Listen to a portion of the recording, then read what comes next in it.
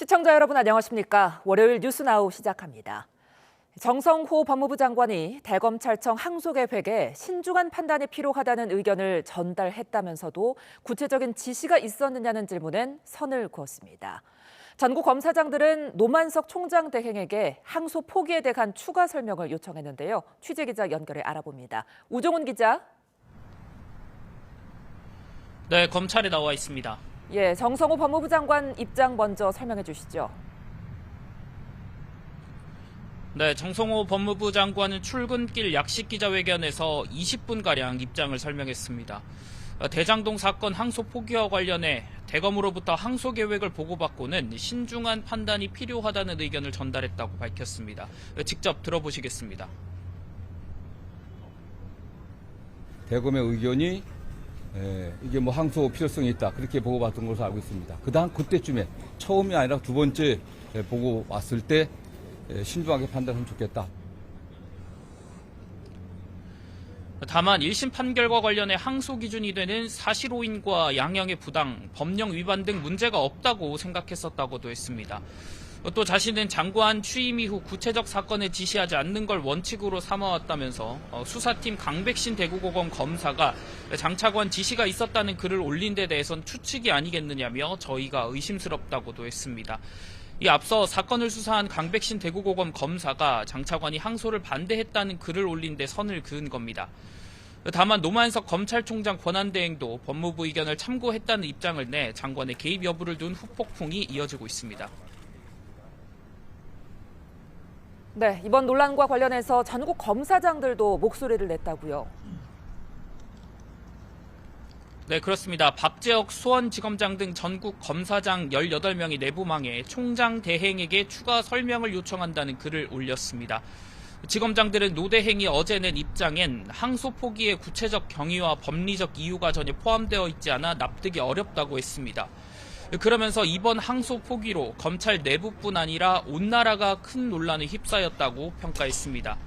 대검 연구관들도 항소 포기 결정은 검찰의 가장 핵심적 기능을 스스로 포기한 거라며 노 대행에게 거취 표명 등을 요구했습니다. 노 대행이 어제 1심 판결 취지와 내용, 항소 기준 등을 고려해 정진우 서울중앙지검장과 협의를 거쳐 결정했다는 입장을 냈지만 논란이 수그러들지 않는 겁니다. 노 대행은 오늘 출근길에선 다음에 말씀드리겠다며 추가 입장을 내지 않았습니다. 직접 들어보시겠습니다. 법무부 장차관으로부터 항소 포기하라는 지시 받았습니까? 다음에 말씀드리겠습니다. 앞서 정진우 지검장은 대검 지시를 수용하지만 중앙지검 의견이 다르다는 점을 명확히 하려 했다며 사의 표명의 배경을 설명하기도 했습니다. 네, 이번에 검찰 항소 포기 결정이 이재명 대통령 사건과 관련됐기 때문에 더 논란이죠. 네, 이재명 대통령은 대장동 비리 혐의로 기소됐는데 현재는 불소추 특권으로 재판이 중지된 상황입니다. 법조계에서는 이 대통령 재판은 유동규 전 본부장과 민간업자 김만배 씨 등 판결과 별개지만 영향을 받을 가능성이 크다고 보고 있습니다. 범죄 사실이나 증거가 동일한 사건이기 때문인데 특정 경제 범죄법상 배임을 인정하지 않은 유 전 본부장 등에 대한 판결이 확정되면 이 판례가 이 대통령 재판에 준용될 여지가 있다는 겁니다. 향후 재판이 재개되면 이 대통령 측에서 검찰이 특경법 배임 무죄 판단에 항소하지 않은 걸 방어 논리로 내세울 수 있다는 전망도 나옵니다. 이와 별개로 피고인만 항소한 사건에 대해선 원심 판결의 형보다 무거운 형을 선고할 수 없도록 하는 형사소송법에 따라 대장동 일당이 챙긴 거로 알려진 부당이득 수천억도 환수할 길이 막히게 됐습니다. 지금까지 검찰에서 전해드렸습니다. 검찰의 대장동 개발 비리 1심 판결에 대한 항소 포기를 놓고 정치권에도 파장이 커지고 있습니다. 더불어민주당은 검찰의 항소 포기는 당연한 결정이라고 옹호한 반면 국민의힘은 법치주의 참사이자 명백한 탄핵 사유라고 강하게 반발했습니다. 국회 취재기자 연결합니다. 황보혜경 기자. 네, 국회입니다. 예, 검찰의 항소 포기 결정을 두고 정치권 반응이 극명하게 엇갈렸다고요? 네, 우선 보수 야권은 아침 회의에서 검찰의 대장동 항소 포기에 총공세를 펼쳤습니다. 국민의힘은 항소 포기로 수천억 원대 불법 수익이 범죄자들 손에 넘어가게 됐다. 법치주의 역사상 전례 없는 참사라고 비판했습니다. 장동혁 대표는 충북 현장 최고위원회의에서 7,400억 원짜리 항소 포기는 오직 이재명 대통령만 할 수 있는 일이라면서 단군 이래 최악의 수사 재판 외압으로 명백한 직권 남용이자 탄핵 사유라고 직격했습니다. 국민의힘 핵심 관계자들도 YTN에 이번 항소 포기로 가장 큰 경제 사법적 혜택을 본 사람은 이 대통령이다. 범죄자가 검찰 수사기관을 굴복시켰다고 맹비난했습니다. 개혁신당 이준석 대표는 윤석열 정부가 최상병 수사 외압을 폭로한 박정훈 대력을 탄압했을 때부터 무너지기 시작했다면서 이 대통령은 파란 윤석열이 되려는 것이냐고 지적했습니다. 반면 민주당은 검찰의 항소 포기를 기계적인 항소권 남용 자제로 규정하며 당연한 조치라고 맞섰습니다. 특히 검찰 내부에서 항소 포기 결정을 비판하는 목소리가 나오는 것을 두고 쓴소리를 쏟아냈는데요. 정청래 대표는 이른바 친윤 검사들의 반발은 국민의 내란 청산 명령에 대한 항명이라면서 윤석열 검찰 독재 정권의 권력 사유화와 공포 폭력 정치는 결코 잊어선 안 된다고 강조했습니다. 또 이재명 대통령이 바로 공포 폭력 정치의 피해자라며 검찰 조작 기소에 대한 법의 심판이 반드시 이뤄져야 한다고 밝혔습니다. 민주당 원내 핵심 관계자도 YTN에 과거 윤 전 대통령 구속 취소 당시 검찰이 즉시 항고를 포기했을 때는 아무런 문제 제기도 없었다며 검찰이 선택적으로 반발하고 있다고 꼬집었습니다. 네, 여야 모두 국정조사를 주장하고 나섰는데 그 배경은 뭡니까? 네, 민주당은 대장동 사건 자체가 윤석열 대통령 만들기를 위한 검찰 조작 수사와 무리한 기소 때문이라고 주장하고 있습니다. 국정조사는 물론 청문회와 특검 등 가능한 모든 수단을 동원한다는 방침인데요. 국민의힘은 반대로 항소 포기 경위와 배경을 밝혀야 한다고 주장하고 있어 국정조사를 놓고 여야 정면 충돌이 예상됩니다. 이런 가운데 국민의힘 법제사법위원들은 대장동 항소 포기와 관련해 오늘 오전 법사위 긴급 현안 질의 개최를 요구했는데요. 추미애 법사위원장이 민주당 1박 2일 워크숍 일정 등을 이유로 거부하면서 내일 오후 4시 반에 현안 질의가 열릴 예정입니다. 내일 정성호 법무장관이 참석할지 여부도 관심인데요. 민주당은 국회법에 따라 회의 일주일 전 증인 신청을 해야 한다고 밝혔고 국민의힘은 공직자인 기관 증인들은 자발적으로 출석하는 거라고 맞서고 있습니다.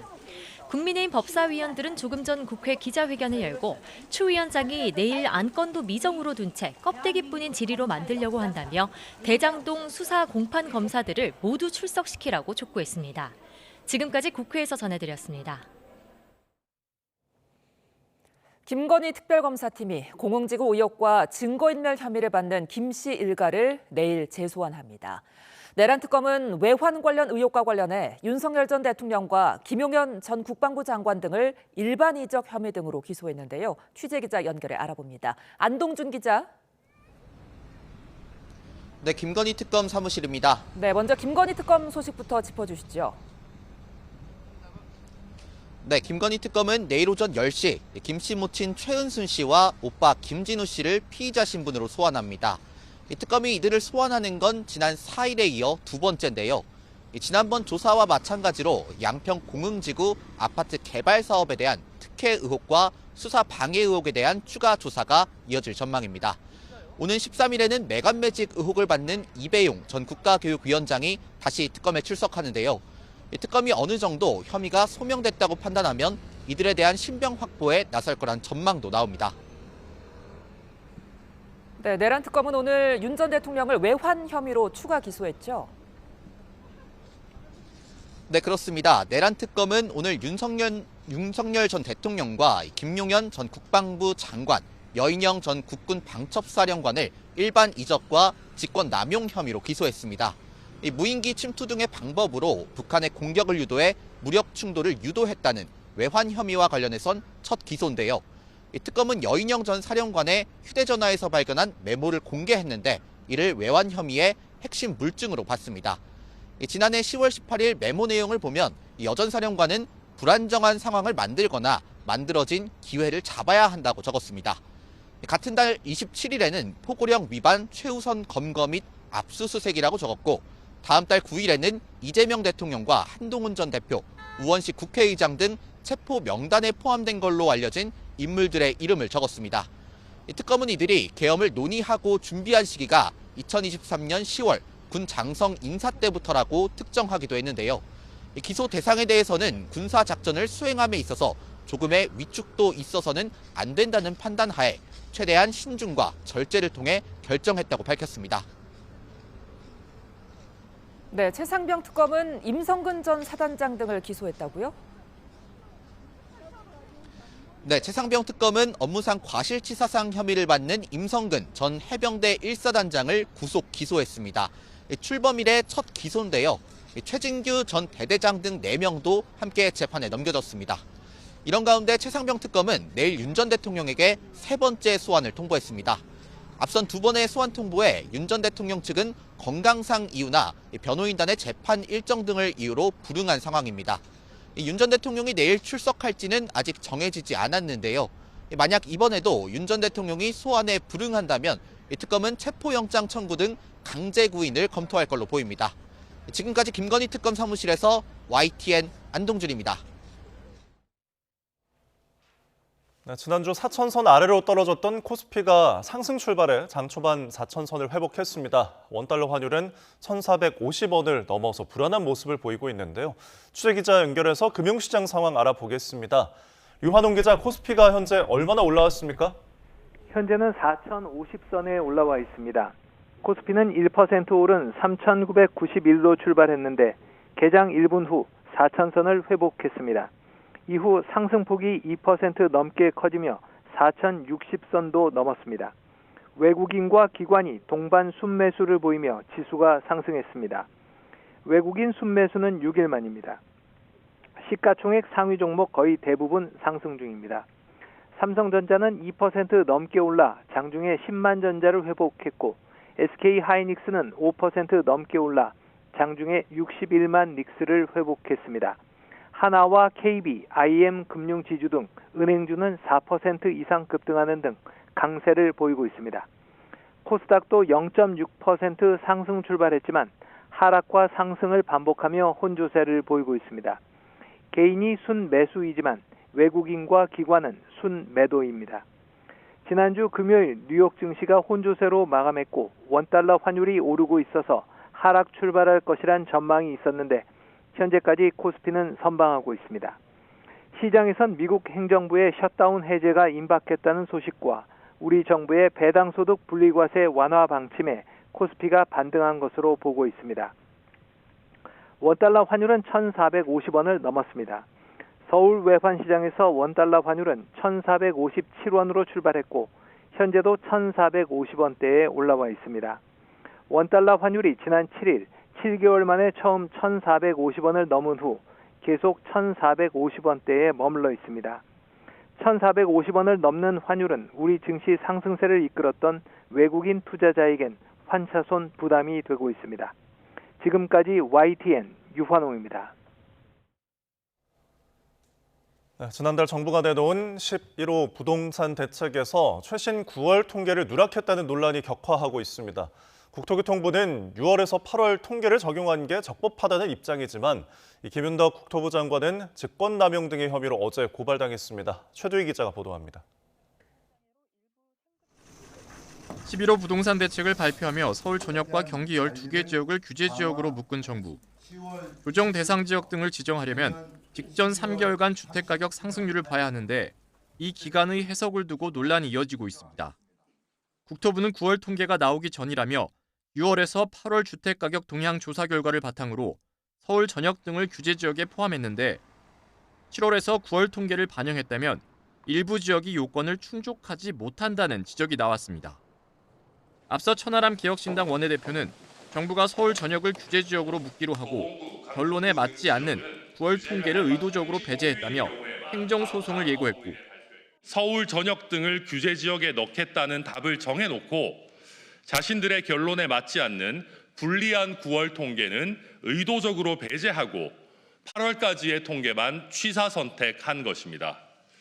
본인들이 원하는 통계만 반영하는 통계의 정치화가 국민의힘 소속 이종배 서울시 의원은 김윤덕 국토부 장관을 직권남용 등의 혐의로 경찰에 고발했습니다.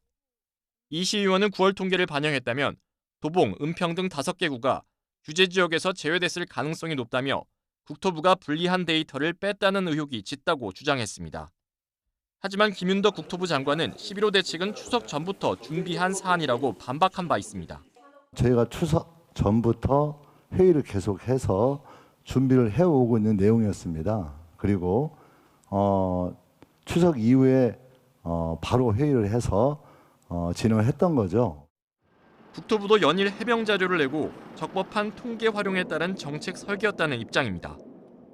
국토부는 규제 지역 지정 기준 충족 여부를 판단할 때 해당 기간에 대한 통계가 없으면 가장 가까운 월에 대한 통계를 활용하도록 규정돼 있다고 설명했습니다. 또 통계법상 작성이 끝난 통계를 국토부가 제공받더라도 공표일인 15일 전에 제공 또는 누설하는 건 금지돼 활용이 불가했다고도 해명했습니다. 다만 국토부가 9월 통계를 받은 시점은 대책 발표 이틀 전인 지난달 13일로 밝혀진 상황. 고발에 이어 소송전까지 예고된 가운데 법원 판결에 따라 부동산 정책의 신뢰도까지 영향을 받을 가능성이 있습니다. YTN 휴두입니다. 서울 전역과 경기 12곳을 규제 지역으로 묶은 11호 주택시장 안정화 대책 이후 수도권 비규제 지역에서 아파트 매매가 증가한 것으로 나타났습니다. 직방이 국토부 실거래가 공개 시스템 데이터를 분석한 결과 수도권 비규제 지역 아파트 매매는 대책 발표 전 20일 동안 5,100여 건에서 대책 발표 후 6,200여 건으로 22% 증가했습니다. 이 지역별로 수원시에서 유일하게 비규제 지역으로 남은 권선구의 아파트 매매가 143건에서 247건으로 73% 늘며 대폭 증가했습니다. 이어 화성시가 59%, 파주시와 구리시가 각 41%, 군포시 34% 등 순이었습니다.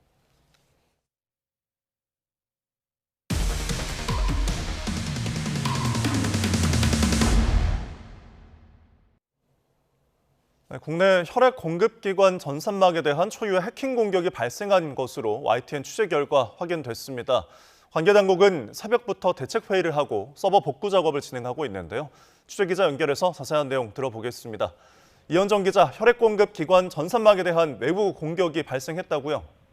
네, 대한산업보건협회 산하 한마음혈액원에서 어제부터 랜섬웨어 공격이 원인으로 보이는 전산장애가 발생한 것으로 YTN 취재 결과 확인됐습니다.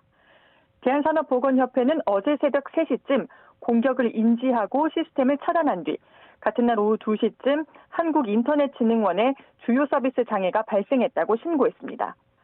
헌혈자와 혈액형 등 정보가 담긴 혈액관리 관련 서버를 차단하고 모든 헌혈 카페 운영도 일시 중단한 상태입니다. 국내 혈액 공급기관을 상대로 초유의 해킹 추정 전산망 공격이 발생하면서 관계당국은 오늘 새벽부터 긴급 대책회의를 이어가고 있습니다. 보건복지부 관계자는 YTN에 현재 내부 전산망 복구를 시도하고 있다며 오전 안에 마치는 게 목표라고 설명했습니다. 네, 이번 사태로 무엇보다 의료 현장에 문제가 생길 게 걱정인데요. 현재 파악된 부분이 있습니까? 네, 보건복지부는 현재 실제 의료기관 혈액 수급에 차질이 있는지 등 현장 피해 여부도 파악하고 있습니다. 이번 전산장애로 일부 상급 종합병원은 한마음혈액원에서 혈액을 정상적으로 공급받지 못한 것으로 확인됐습니다. 한 대형병원 관계자는 YTN에 오늘 혈액원 측으로부터 관련 내용을 전달받고 신규 혈액 공급 신청을 중지했다고 설명하기도 했습니다. 지난 2002년 문의연 한마음혈액원은 일반인 대상 헌혈과 국내 병원에 대한 혈액 공급을 담당하는 국가혈액사업 수행 공공단체입니다.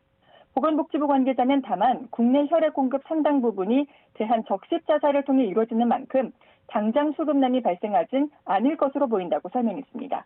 지금까지 사회부에서 YTN 이현정입니다. 네, 연세대학교 비대면 중간고사 시험에서 상당수의 학생이 챗GPT를 쓰는 등 AI를 이용해 부정행위를 저지른 것으로 알려져 논란이 되고 있습니다. 그런데 YTN 취재 결과 지난해에도 같은 수업에서 부정행위가 이뤄졌던 정황이 포착이 됐습니다. 취재기자 연결해서 자세한 내용 들어보겠습니다.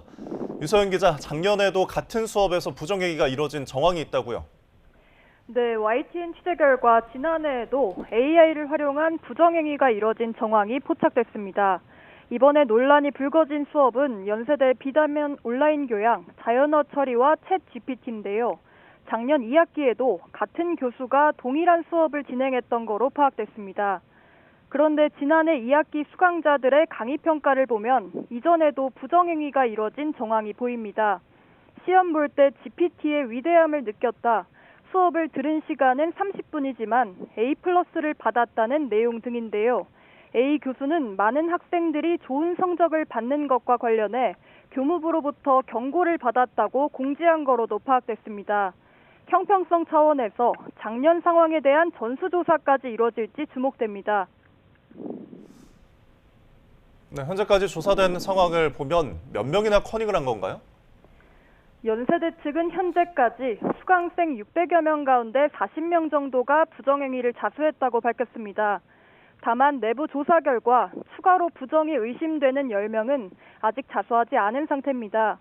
현재까지 수강생 540여 명에 대해 중간고사 성적이 공지됐는데 부정행위가 의심되는 인원에 대해서는 공지가 유예된 것으로 파악됐습니다. 이전에 학내 온라인 게시판에 올라온 투표글에선 190여 명이 커닝했다고 고백했습니다. 앞서 해당 수업을 맡은 A 교수는 다른 학생이 피해보는 상황은 용납할 수 없다며 적발된 학생은 모두 0점 처리하겠다고 강조했습니다. 또 자수 기회를 줬는데도 발뺌한다면 학칙에 따라 유기 정학을 추진하겠다고 경고했습니다. 연세대 측은 자수하지 않은 학생의 부정행위가 확인될 경우 징계를 검토하겠다고 밝혔습니다. 지금까지 서울부에서 YTN 유서연입니다. 네, 미 연방 대법원이 트럼프 행정부의 상호 관세가 적법한지 심리에 착수하자 트럼프 대통령은 연일 관세 정책을 홍보하며 여론전을 벌이고 있습니다. 백악관과 내각의 주요 인사들은 40일째 이어지고 있는 연방정부 일시 업무 정지, 셧다운을 끝내라며 의회를 압박했습니다. 워싱턴에서 신윤정 특파원이 보도합니다. 트럼프 대통령은 소셜미디어에 잇따라 글을 올리고 대통령에게는 관세를 부과할 권한이 있다는 점을 강조하는 동시에 관세 효과를 나열했습니다. 기업들이 미국으로 몰려드는 것은 오로지 관세 때문이라며 대법원은 이런 얘기를 듣지 못했나라며 연방 대법원을 직접 언급했습니다. 또 관세에 반대하는 사람들은 바보라며 미국의 기록적인 투자가 이뤄져 고소득층을 제외한 모든 이에게 최소 $2,000, 우리 돈 300만 원 정도의 배당금도 지급될 거라고 주장했습니다. 관세 부과 적법성 심리에 나선 연방 대법원을 압박하면서 관세 문제에서 악화하는 미국 내 여론을 달래려는 시도로 보입니다. I'm going to hope that we win. I can't imagine that anybody would do that kind of devastation to our country. 셧다운 사태가 역대 최장인 40일간 이어지면서 트럼프 행정부의 우려도 커지고 있습니다. 미국에서 가장 큰 명절로 꼽히는 오는 27일 추수감사절을 시작으로 연말까지 이어지는 대목을 앞두고 내수 발목을 잡을 수 있다는 겁니다. 케빈 헬시 백악관 국가경제위원회 위원장은 CBS와의 인터뷰에서 셧다운 사태가 계속돼 사람들이 여행에 나서지 않으면 4분기에 마이너스 성장을 볼 수도 있다고 말했습니다.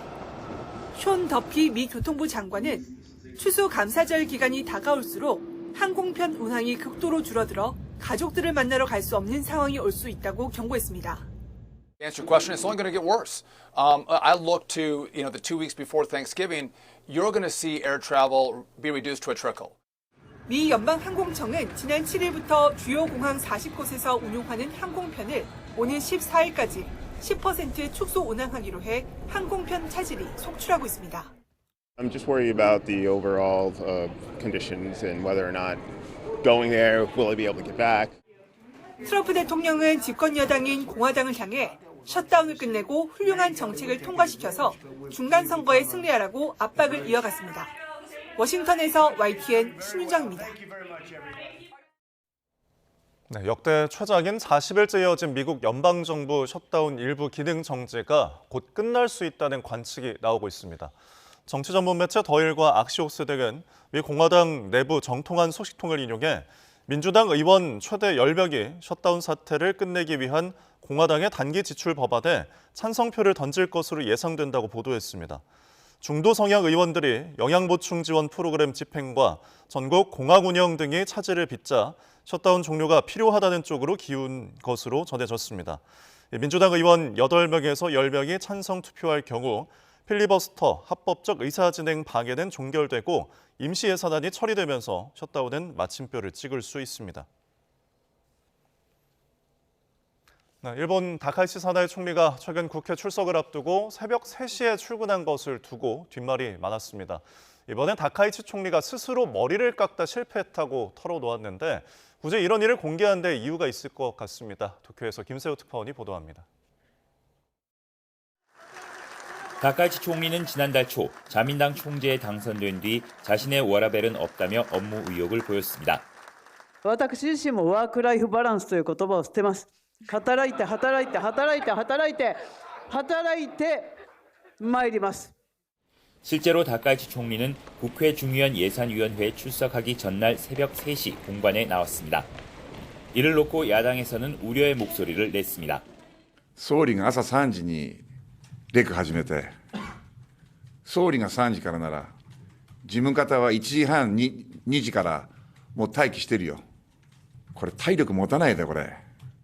국회 질의에서도 야당 의원들의 관련 지적이 이어졌습니다. 그때国会の警備とか衛視の方々、聞くところによると約100人ぐらいの規模の皆さんが、待機していると、出張している。 논란이 되자 다카이치 총리는 답변서가 미처 완성되지 않아 부득이 일찍 출근했다면서도 여러 직원께 불편을 끼쳤다며 머리를 숙였습니다.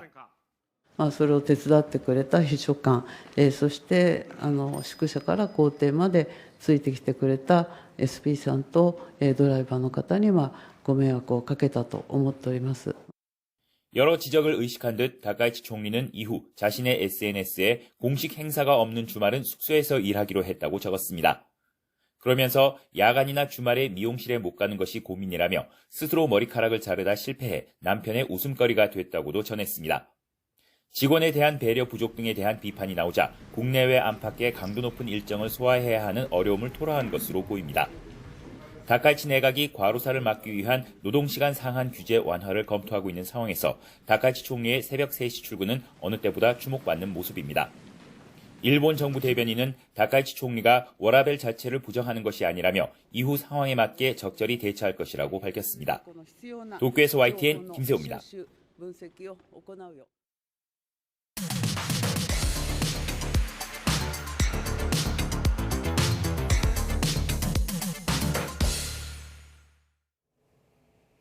각이 살아있는 정치평론 시사정각 시작합니다. 오늘도 각이 서는 두 분 모셨습니다. 서용주 맥 정치사회연구소장, 윤희석 전 국민의힘 대변인 나오셨습니다. 안녕하십니까? 네. 네, 검찰의 대장동 사건 항소 포기에 따른 후폭풍이 이어지는 가운데 오늘 아침엔 정성호 장관이 출근길 입장을 밝혔습니다. 먼저 그 내용부터 듣고 오겠습니다. 저는 맨 처음에 이 사건 결과 법원 선고 나왔을 때 통상적으로 중요 사건 관련해서는 검찰 통해서 법무부에 보고가 옵니다. 보고가 왔고 그렇게 선고가 됐구나. 그런 정도 보고받았고 그다음에 항소 여부는 신중하게 알아서 판단해라. 맨 처음에 그렇게 얘기한 것 같습니다. 그 다음에 제가 알기로는 검찰 대검의 의견이 이게 항소 필요성이 있다. 그렇게 보고받은 것으로 알고 있습니다. 그때쯤에 처음이 아니라 두 번째 보고 왔을 때 신중하게 판단하면 좋겠다. 네, 정성호 법무부 장관. 그러니까 이제 구형보다 양형이 높았기 때문에 항소를 포기한 거다. 이런 입장을 밝혔는데 어떻게 들으셨습니까? 일단 법률적인 부분에 있어서는 문제가 없다라는 게 정성호 장관의 입장이고요. 예. 본인이 직접적인 지휘는 하지 않았고 의견을 물어와서 신중하게 잘 판단해라. 라고 대검에 전달했다는 것이죠. 예. 통상 대검에서 중요 사건에 대해서 법무부 장관한테 이야기를 하기 때문에 이게 국민의힘 측에서 얘기하듯이 윗선에서 압력을 가했다라는 것은 아니다라는 얘기잖아요. 그래서 지금 검찰 내부에서 이견이 있었는지는 모르겠으나 사실 노만석 총장 권한대행이 얘기한 거는 본인이 결정해서 본인이 중앙지검장과 상의해서 한 것이다라는 것이기 때문에 이건 검찰이 그 내부에서 재판에 실익이 없다고 판단해서 항소를 포기한 게 아닌가 보는 게 가장 담백할 것 같습니다. 예, 그러니까 국민의힘에서 주장하는 것처럼 윗선의 압력 아니냐, 법무부에서 의견을 낸 것이. 이 부분에 대해서는 이제 정 장관이 신중하게 판단해라 이런 입장만 밝혔다 이렇게 지금 말을 했거든요.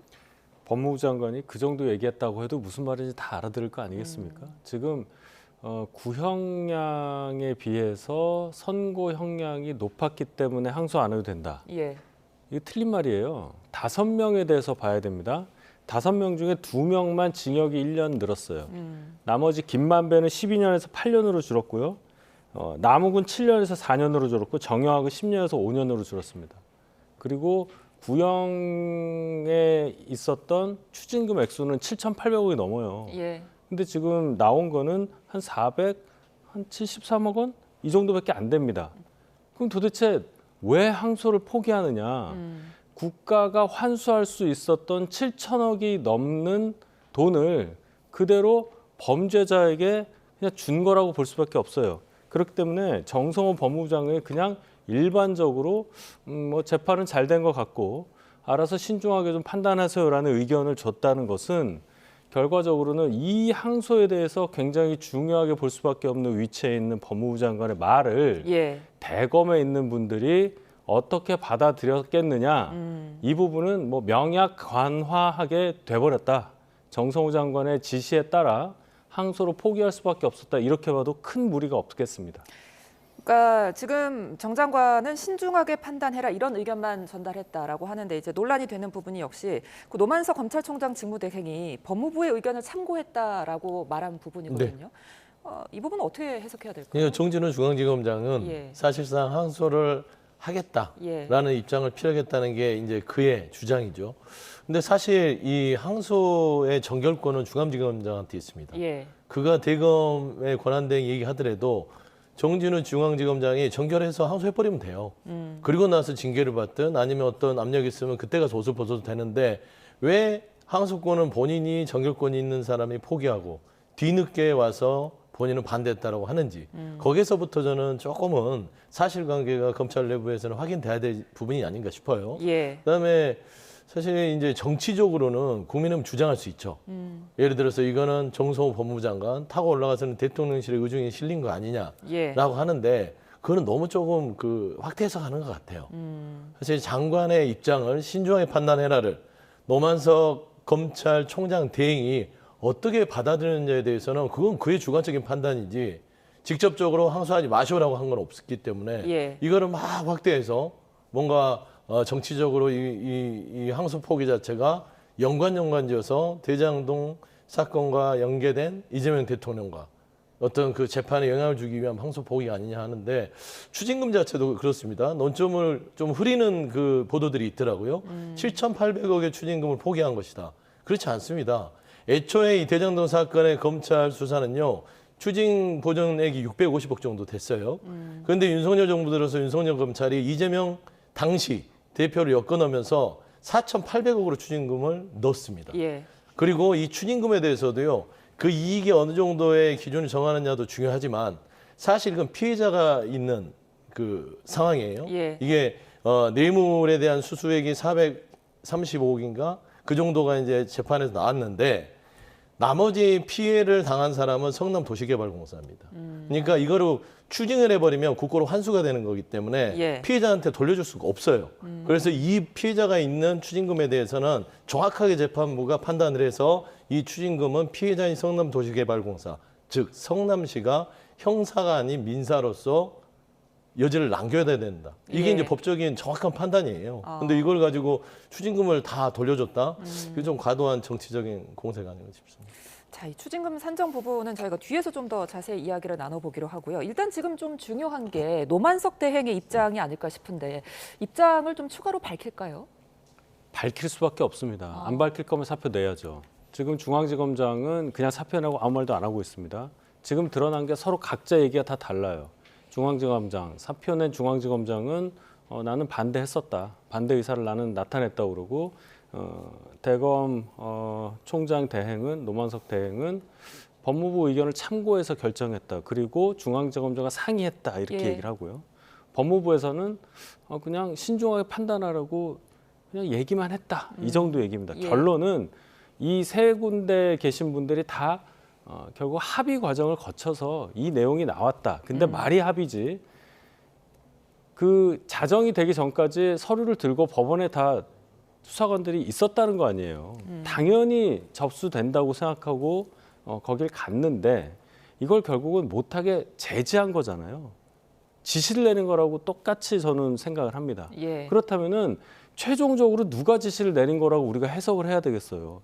당연히 법무부 장관이 했다고 봐야 되겠죠. 법무부 장관은 검찰총장에 대해서 검찰총장에게만 지휘할 수 있는 거고 개별 사건에 대해서는 관여할 수 없는 걸 잘 알고 있지 않습니까? 예. 근데 왜 유독 이 사건에 대해서만 이런 식의 결론이 나왔는지에 대해서만 생각을 해봐도 이거 정말 이상하다. 그냥 넘어갈 수 없다는 것을 우리는 느낄 수밖에 없어요. 우리가 이 사건에 대해서 이렇게 집중하는 것은 결국 이재명 대통령과 이 사건이 연결되어 있기 때문입니다. 이재명 대통령 관련해서는 이 재판 말고 다른 재판에서 배임죄로 기소가 돼서 이제 재판이 진행되고 있는 중인데 예. 지금 민주당에서 얘기하는 것은 이 재판에는 피고인이 이재명 대통령이 없기 때문에 아무 상관이 없다고 얘기를 하고 있어요. 과연 이 재판에서 이재명이라는 존재를 제거했을 때도 똑같이 이렇게 항소를 안 할 수가 있겠느냐, 이것만 생각을 해봐도 지금 이 항소 포기 이 결정은 너무나 큰 정치적 사건이 돼버렸다, 이렇게 말씀드릴 수밖에 없습니다. 지금 이 과정에서 정진우 서울중앙지검장이 좀 반기를 들었습니다. 사의를 표명했는데요. 네. 이 부분에 대해서 좀 비판의 시각도 있던데 이런 행보 어떻게 보십니까? 조금은 저는 왜 그 앞뒤 순서를 바꿔서 행위를 하지? 예를 들어서 제가 앞서 얘기했듯이 항소에 대해서 직원들이 대기하고 있으면 중앙지검장이 정결하면 접수할 수 있어요. 예. 물론 이제 검사 동의체이기 때문에 대검에 있는 노성만 그 노만석 그 권한대행의 어떤 의견을 무시할 수는 없었으나 예. 정말로 이게 지금 전국의 검사장들이 반발을 하고 그 내부에서 수사팀이 반발한다면 중앙지검장이 직을 걸고 정결해버리면 되잖아요. 그런데 그때는 아무 행위를 하지 못하고 나서 지금 이 같은 논란이 벌어지고 후배 검사들이 이제 반발하니까 제 생각은 면피인 것 같아요.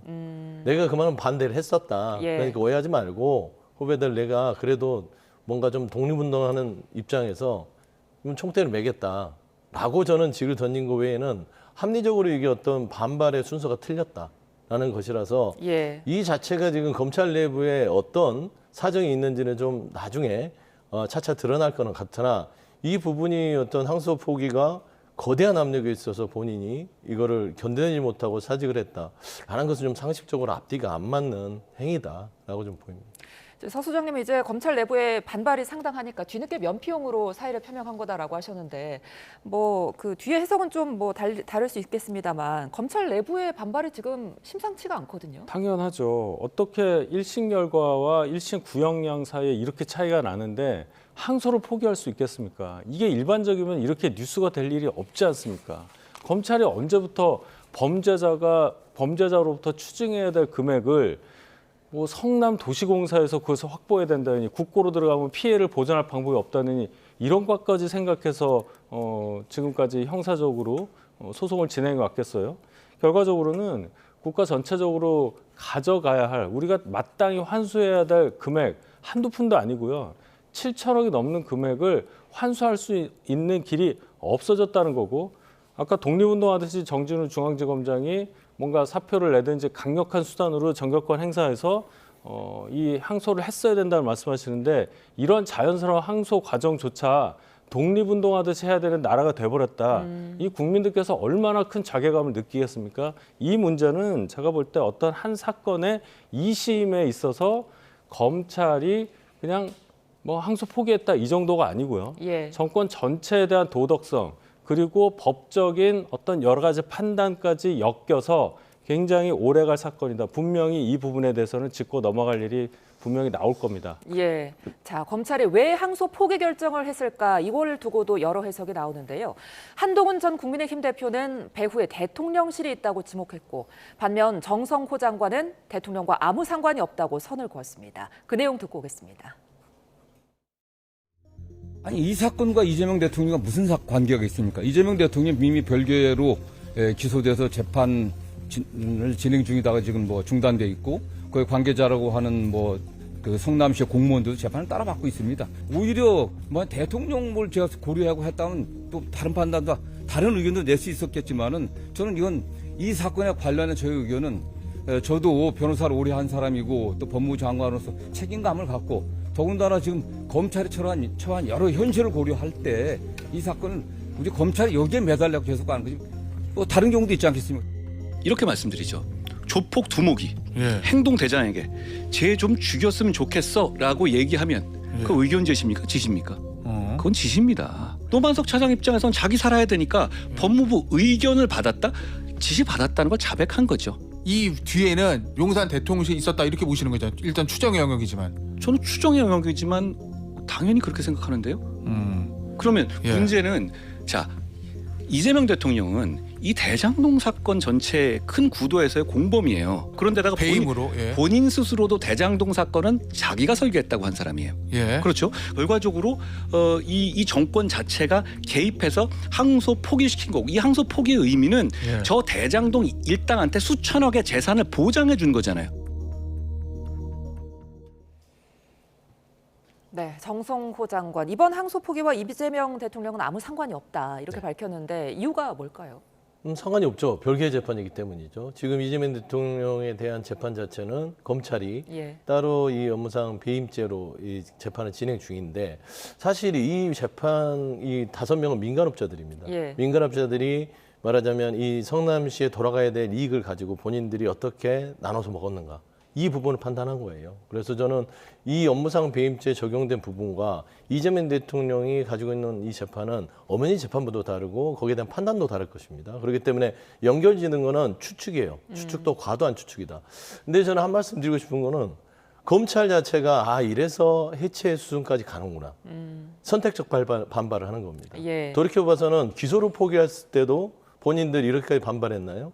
검찰이 자존심을 짓누르면서 도이치모터 주가 조작에서 대통령 영부인을 4시간 동안 브리핑을 하면서 기소를 포기합니다. 그렇잖아요. 그때 반발한 검사장이나 검찰이나 총장이 있었습니까?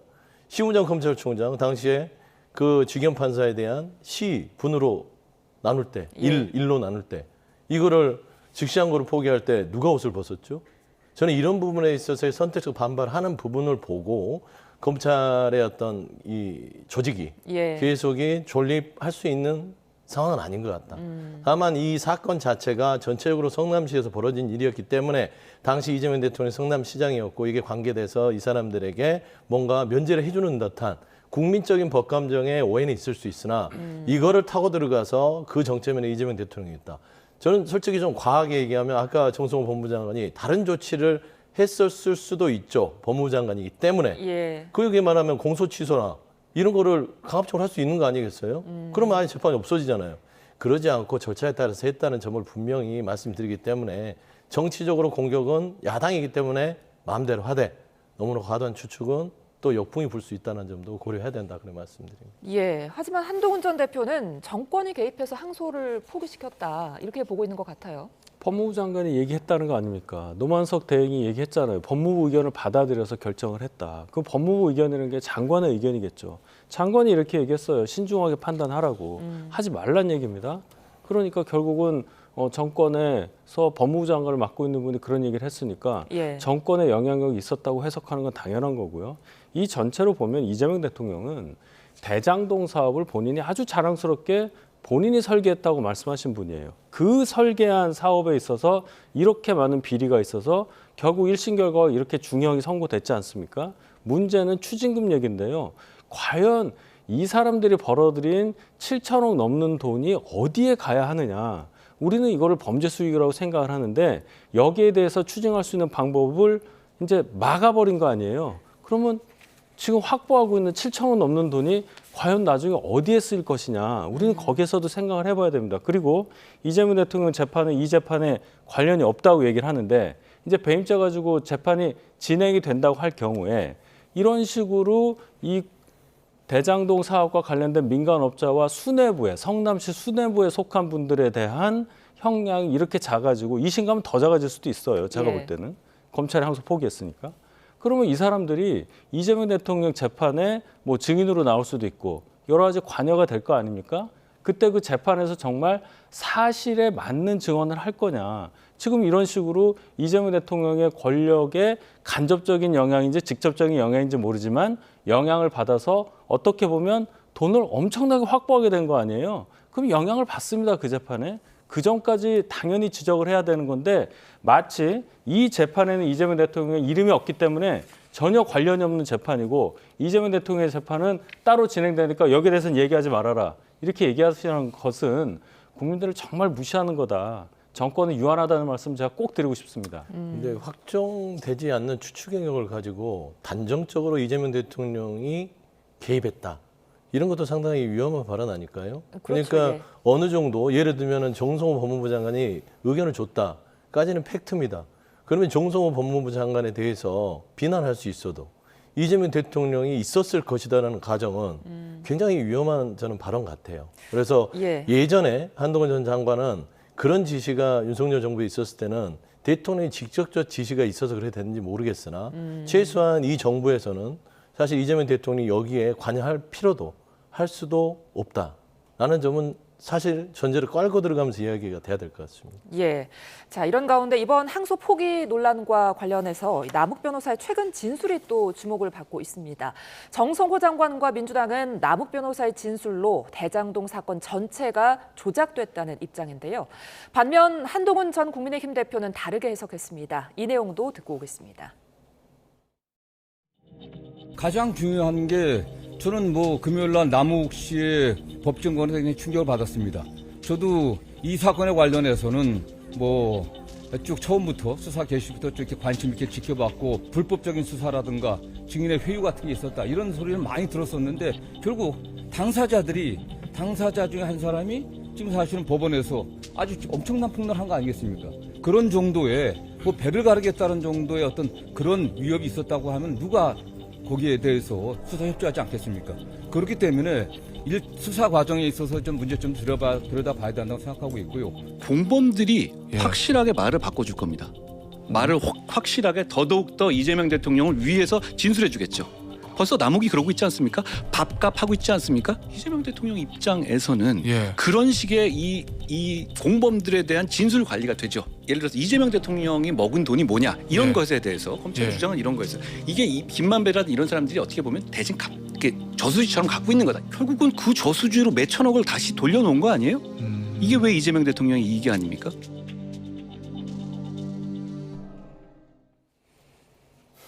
네, 남욱 변호사. 지금 수사 과정에서 검사가 배를 갈라서 장기를 다 꺼낼 수도 있고 환부를 도려낼 수도 있다. 이런 식으로 폐유성 협박을 했다는 주장을 해서 논란인데 일단 이 말 자체는 어떻게 들으셨습니까? 이전 재판에서는 이런 얘기를 한 적이 없어요. 지금 이 얘기는 정진상의 뇌물 관련한 사건 재판에서 증인으로 나와서 한 얘기잖아요. 예. 남욱은요. 징역 7년에 추징금 1,011억을 구형받은 상태였는데 이번에 1심 판결로 추징금 1,011억 원 없어지고요. 징역이 7년에서 4년으로 줄었습니다. 한동훈 전 대표가 얘기하듯이 뭔가 큰 혜택을 받았다고 본인이 느낄 수도 있어요. 그리고요. 범죄자의 말을 법무부 장관이 저렇게까지 존중해서 얘기하는 것을 저는 본 적이 없습니다. 남욱이라는 사람이 신분을 생각을 해야죠. 남욱 변호사라고 지금 얘기를 하고 있어요. 예. 남욱 변호사 자격증을 갖고 있는 건 제가 알겠는데 적어도 1심에서 저렇게 중형을 받은 사람이에요. 그럼 그 범죄자의 얘기를 근거로 해서 법무부 장관이 언론에서 얘기를 한다는 것에 대해서 너무나 개탄스럽다고 생각을 하고 정성호 장관은 2년 전에 민주당 의원일 때 이 사건 관련해서 정진상과 김용을 특별 면회해서 거기에서 별다른 증거가 없다고 얘기를 하면 이재명은 대통령이 된다. 이런 얘기까지 했고 그 말이 이재명 당시 대표에 대한 구속영장이 적시가 돼 있어요. 그러니까 이 사건 관련해서는 정성호 현 장관은 민주당 의원 시절부터 굉장히 깊숙이 관여돼 있었다고 볼 수밖에 없고 어떤 예단을 가졌는지는 모르지만 본인 생각이 확고하게 이 사건에 대해서는 정립이 돼 있다. 그것을 장관으로서 실현을 하고 있다. 이미 실현을 했다. 저는 그렇게 생각합니다. 그런데 민주당에서는 이 진술 자체로 대장동 사건 전체가 조작된 기소였다 이렇게 보고 있는 거죠? 그러니까 아마 주어는 빠진 것 같아요. 예. 그러니까 이 민간업자들이나 이런 유동규 씨, 김만배 씨 이런 부분의 사건까지 조작됐다고 한 게 아니라 예. 이재명 대통령에 대한 당시 성남시장과 이재명 대표에 대한 관련자들의 대장동 수사가 조작 기소된 것이다. 이 주어를 이제 분명하게 해야 되는데 그게 빠져서 마치 전체의 대장동 사건을 잘못된 기소인 것처럼 하는데 대장동 사건이 원래 검찰은 민간업자를 대상으로 했던 것이에요. 예. 사실 화천대유 우리가 돌이켜봤을 때는 거기에 곽상도 의원뿐만 아니라 박영수 전 특검 그런 부분들이 더 수사가 됐음에도 불구하고 거기는 거의 손을 대지 않고 이쪽 민주당 쪽에 이재명 대표를 중심으로 해서 넘어왔던 기억이 있습니다. 애초에 검찰이 하다가 윤석열 정부 들어와서 강배신 그 검사가 예. 여기에다가 이재명 대표를 비롯한 정진상, 김용호 여기를 묶어서 넣으면서 사건을 키우죠. 저는 이 부분에 대해서는 조작 기소라고 주장하는 것이다. 예. 그래서 불필요한 그 오해, 이 대장동 사건이 아예 없다라고 하는 것은 아니라는 점을 제가 다시 한번 바라주겠습니다. 근데 이 부분을 두고 이제 한 전 대표는 오히려 항소 포기 시그널을 줘서 공범들이 진술을 바꾸고 있다 이렇게 말을 하고 있거든요.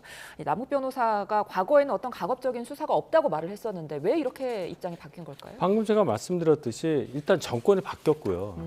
뭐 배임죄도 없애겠다는 말까지 하고 1심에서는 뇌물도 인정이 안 됐어요.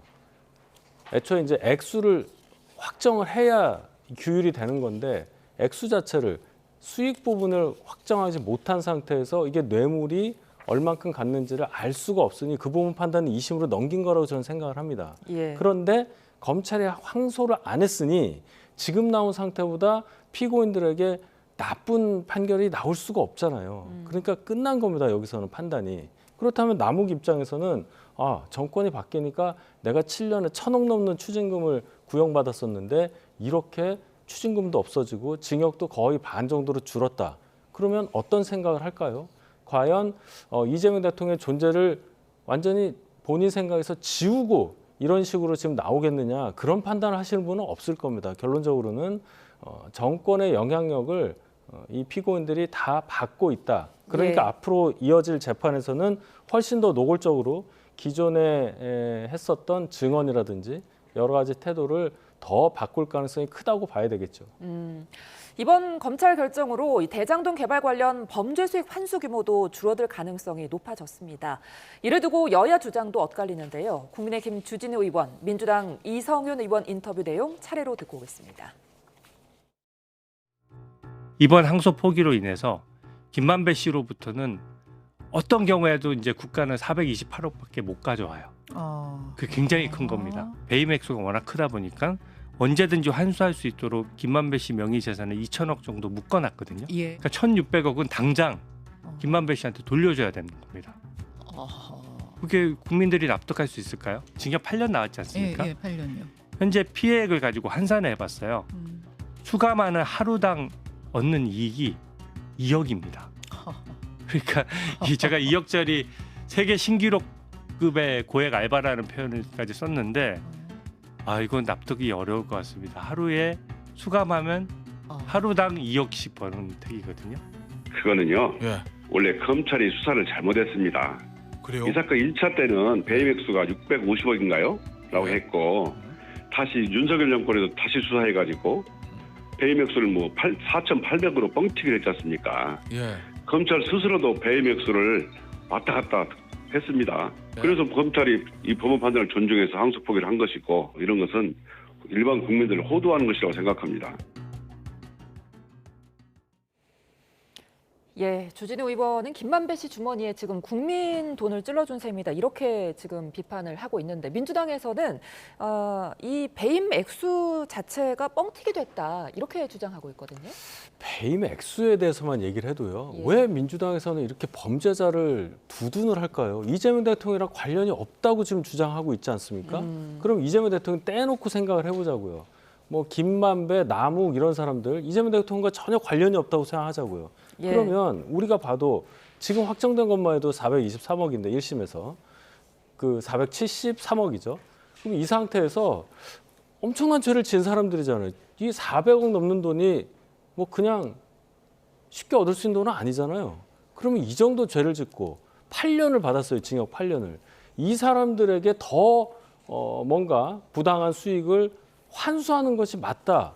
이렇게 주장해야 되는 것이 옳을 텐데 자꾸만 추징할 수 있는 금액을 전부 뻥튀기를 했다느니 이런 식으로 얘기를 하는 것 자체가 이재명 대통령과 이들의 재판이 관련이 없다. 이 말을 허위로 한 거다. 이렇게밖에 볼 수밖에 없잖아요. 예. 이재명 대통령 관련이 없으면 왜 범죄자를 두둔하느냐. 이게 민주당에게 제가 할 수 있는 단 하나의 질문이라고 저는 생각합니다.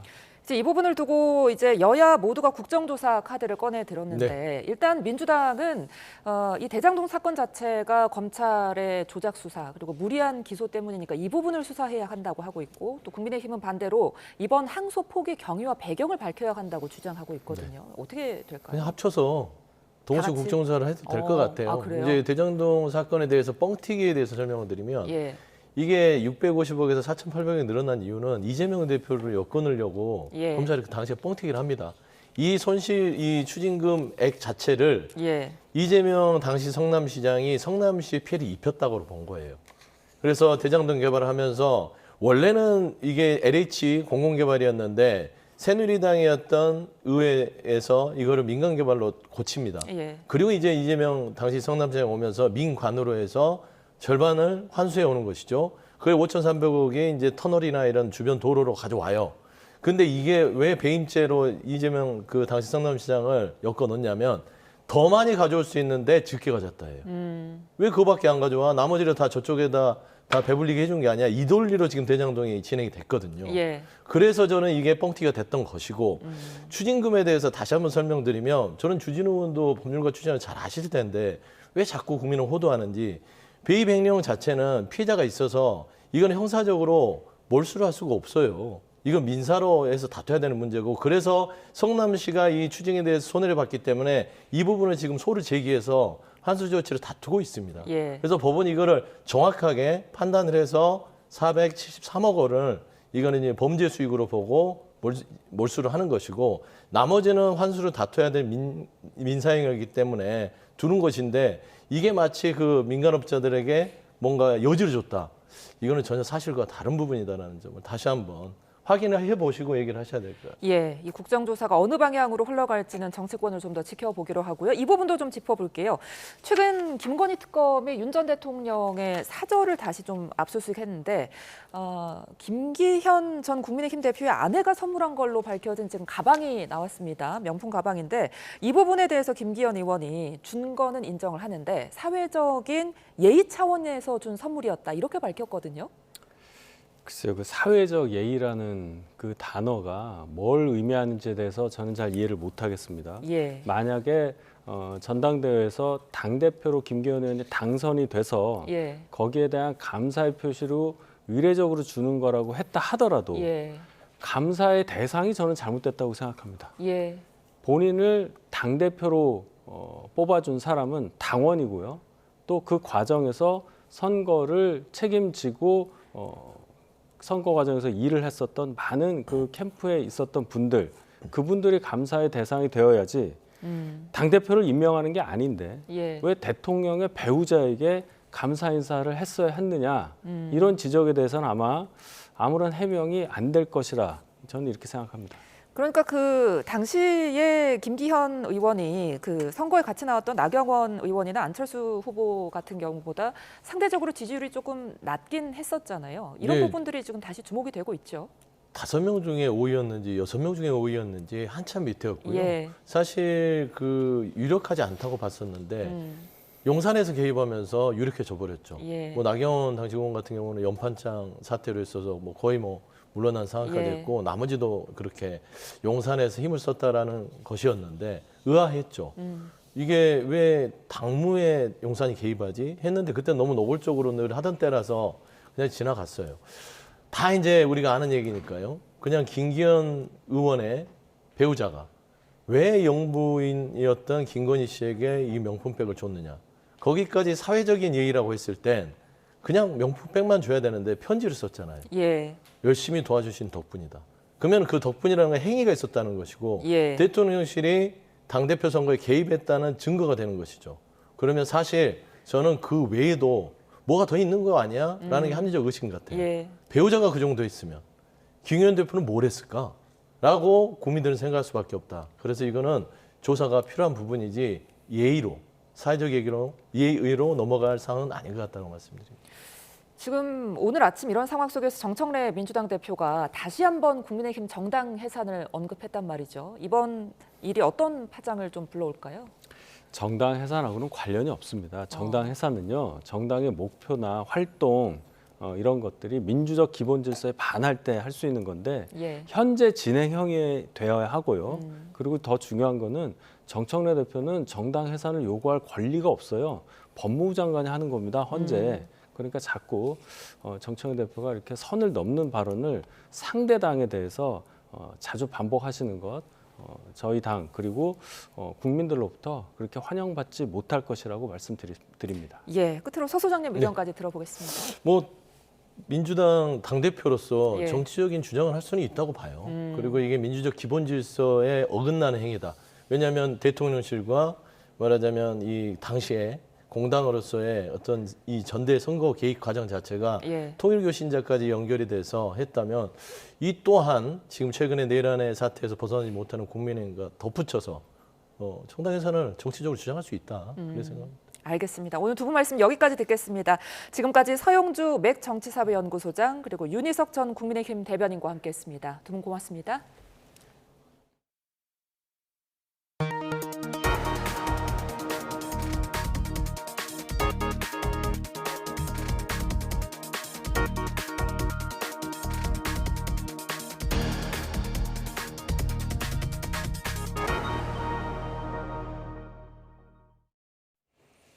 김민석 국무총리가 오늘 오전 주변 지역 초고층 재개발 논란에 휩싸인 서울 종묘를 찾아 서울시의 개발 계획에 거듭 우려를 표했습니다. 현장 화면 함께 보고 있습니다.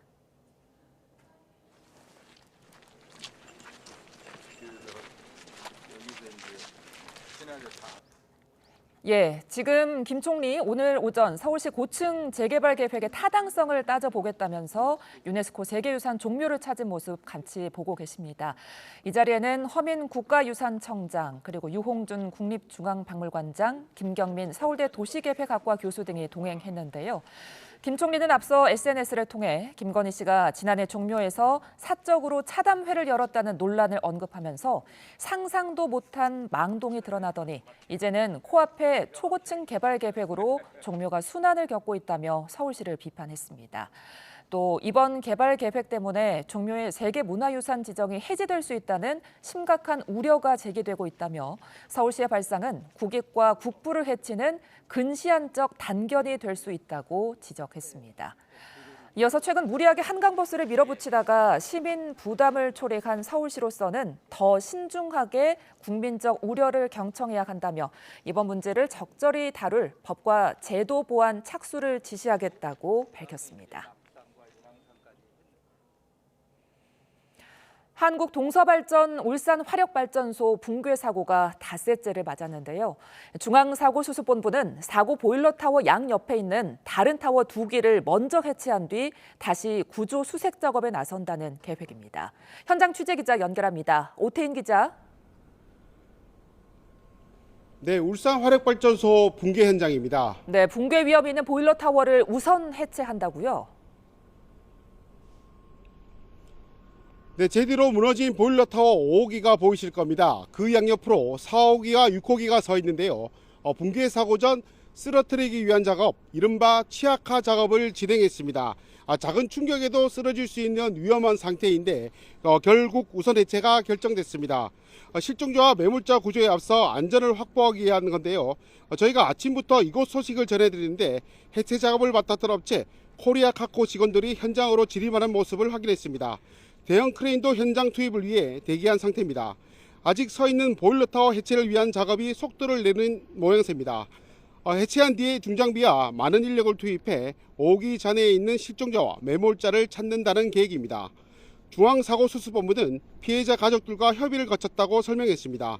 또 안전 전문가들의 의견을 듣고 내린 결정이라고 밝혔습니다. 사고수습본부는 75% 수준인 6호기 취약화가 완료되면 발파, 즉 폭약을 이용해 4호기와 6호기를 동시에 넘어뜨린다는 계획입니다. 하지만 위험한 작업인 만큼 안전조치가 우선돼야 해서 정확한 발파 시간은 정해지지 않았다고 덧붙였습니다.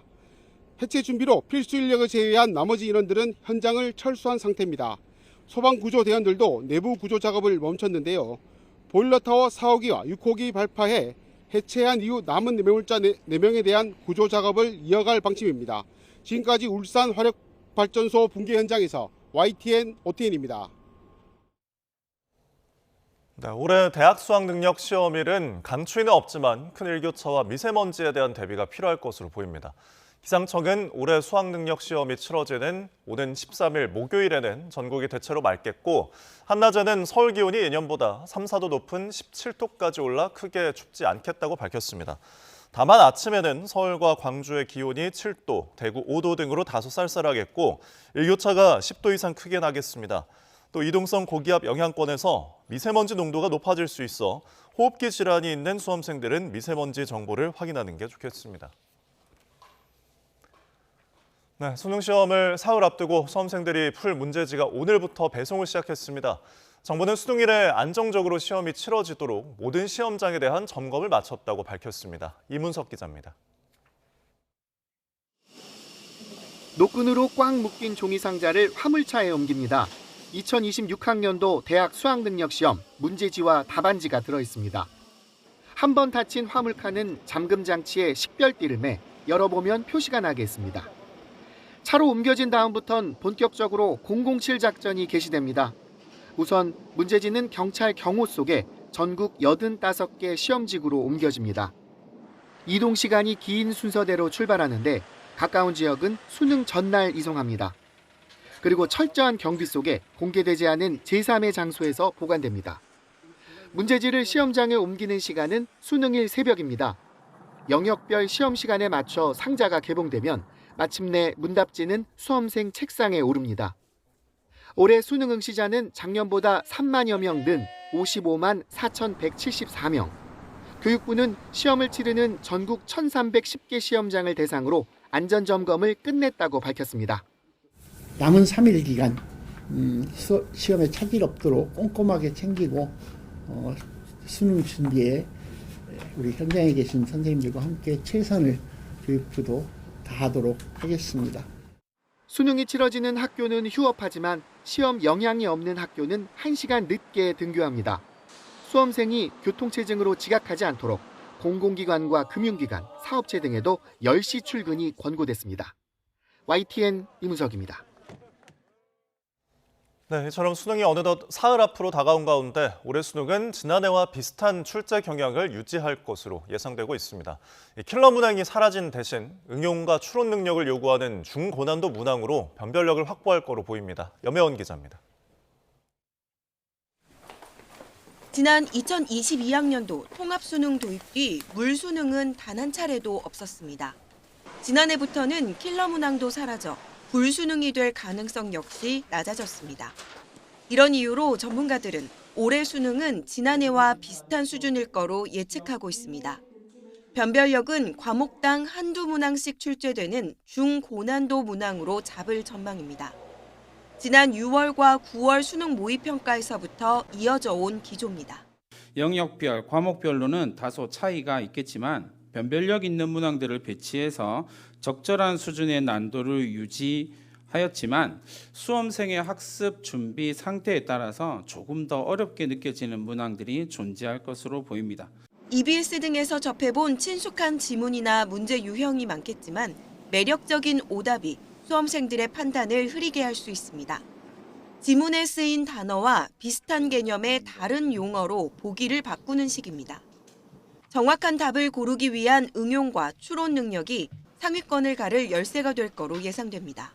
최근 오지선다에서 정답을 고르기가 어려운 문항들이 다수 출제가 되고 있습니다. 정답이 아니더라도 오지선다에 나왔던 단어, 개념, 그리고 패턴, 함정 이런 부분들을 다시 한번 체크할 필요가 있습니다.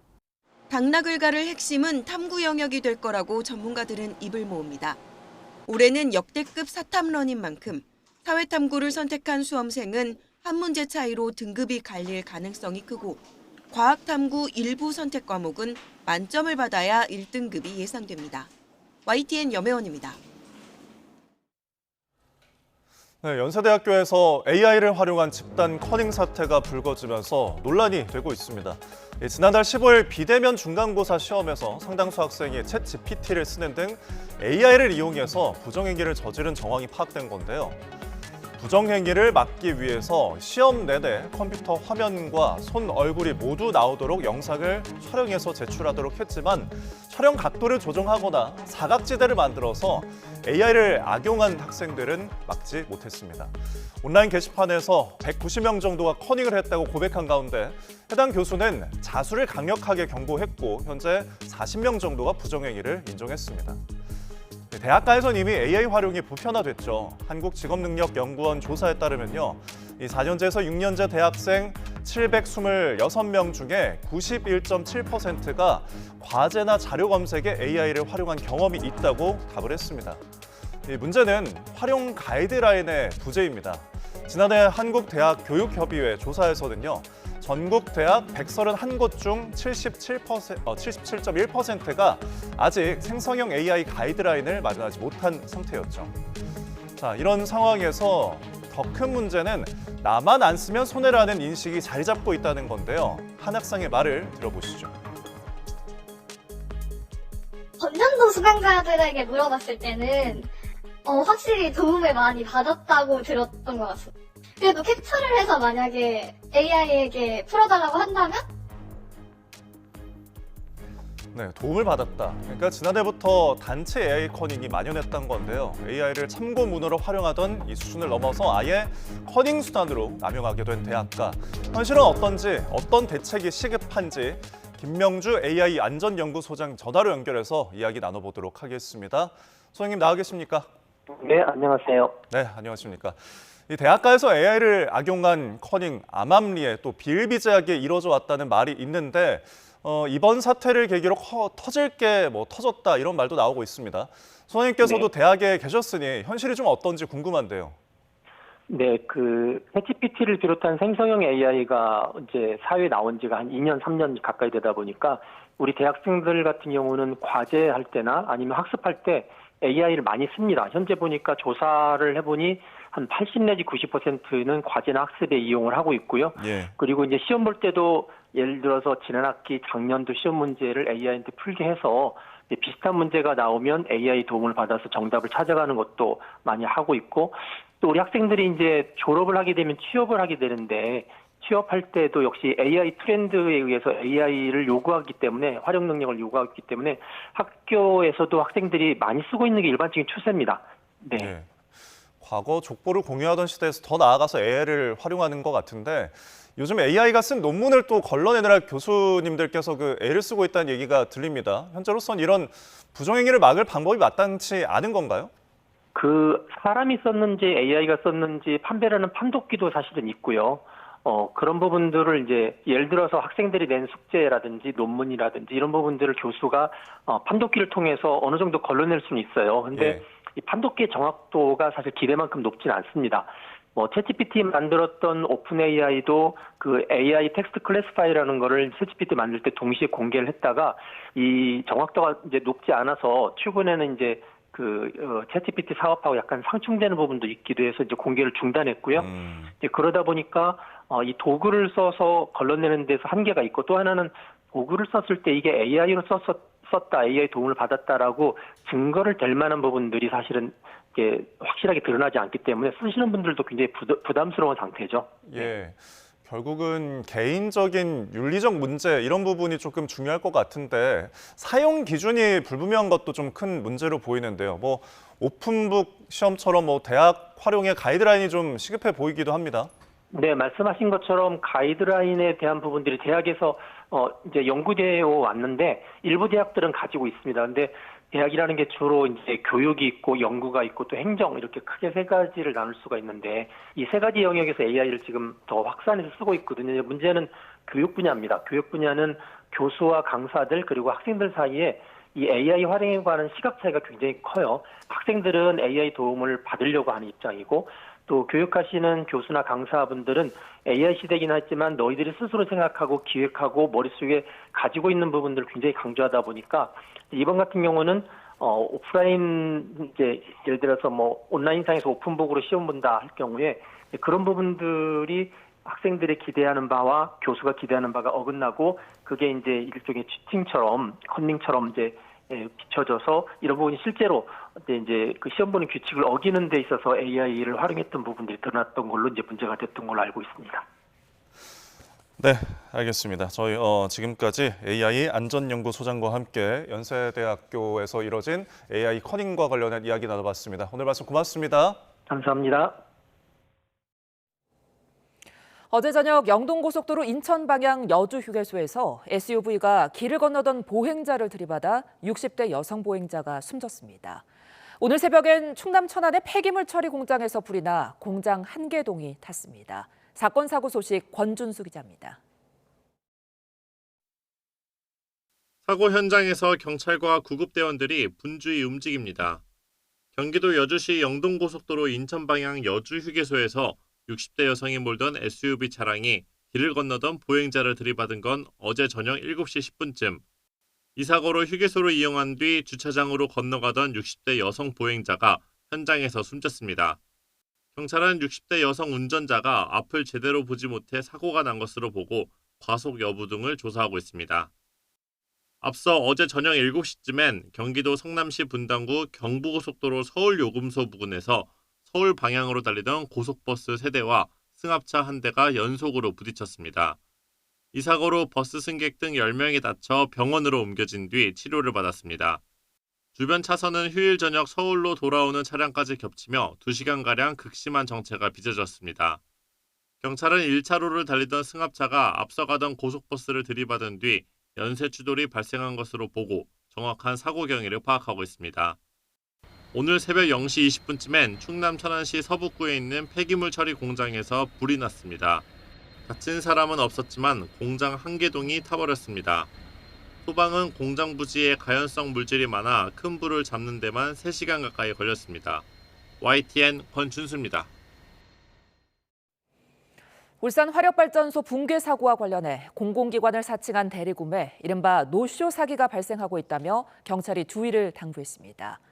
경찰청 관계자는 오늘 기자간담회에서 식당 예약이나 안전용품을 대신 구매해달라고 부탁하는 요청은 전형적인 노쇼 사기라며 이같이 말했습니다.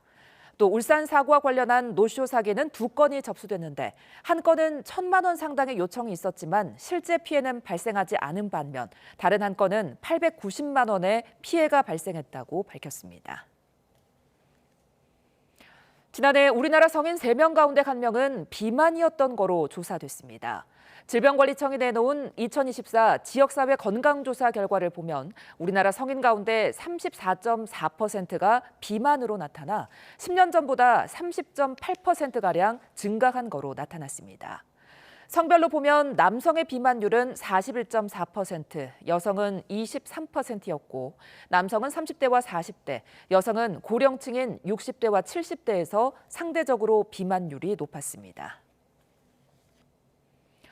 국세청과 지방자치단체가 국세와 지방세를 모두 체납한 고액 상습 체납자에 대한 합동수색에 나서 숨긴 현금 다발과 명품 가방 등 18억 원을 징수했습니다. 국세청은 지난달 20일부터 31일까지 서울시와 경기도, 부산시 등 7개 광역지방자치단체와 공조해 국세와 지방세를 동시에 체납한 18명에 대한 합동수색에 나서 현금 5억 원과 에르메스 가방 60점, 순금 등 18억 원을 압류했다고 밝혔습니다. 배달 플랫폼은 요식업에 큰 변화를 가져왔지만 각종 수수료는 해결해야 할 과제로 꼽히고 있는데요. 자영업자들의 부담을 줄이기 위해 출시된 서울시의 공공배달 앱이 좋은 반응을 얻으며 민간 플랫폼 시장을 추격하고 있습니다. 보도에 양희력 기자입니다. 잠실의 맛집 골목으로 유명한 이른바 속리단길에서 즉석 떡볶이집을 운영하는 김민수 씨. 많을 땐 매출의 절반이 배달에서 나올 정도로 주문이 밀려들지만 이것저것 따라붙는 수수료를 제하고 나면 남는 게 별로 없습니다. 주문 중개 수수료 그리고 결제 수수료 더하면은 이제 10% 내외로 나오고 있고요. 거기에 이제 배달 라이더들한테 들어가는 비용이 또 이제 10% 내외가 나오고 있고 광고비 같은 것까지 다 덧붙이면은 약 30%에서 35%까지도 나오고 있는 상황입니다. 민간 플랫폼의 배달 중개 수수료는 매출액의 최대 7.8%. 하지만 공공배달 앱 땡겨요는 중개 수수료가 2%에 불과하고 추가로 부담하는 광고비도 없어 그나마 숨통을 틔워주고 있습니다. 대략적으로 최소 5%에서 많게는 10%, 더 많게는 15%까지도 차이 날 수 있을 것 같습니다. 그래서 수수료가 워낙에 낮다 보니까 흔한 말로 장사할 맛이 나는 성장세도 이어지고 있습니다. 지난달 기준 배달앱 시장 점유율 7.5%까지 치고 올라왔습니다. 7개월 만에 5%포인트 가까이 증가한 수치입니다.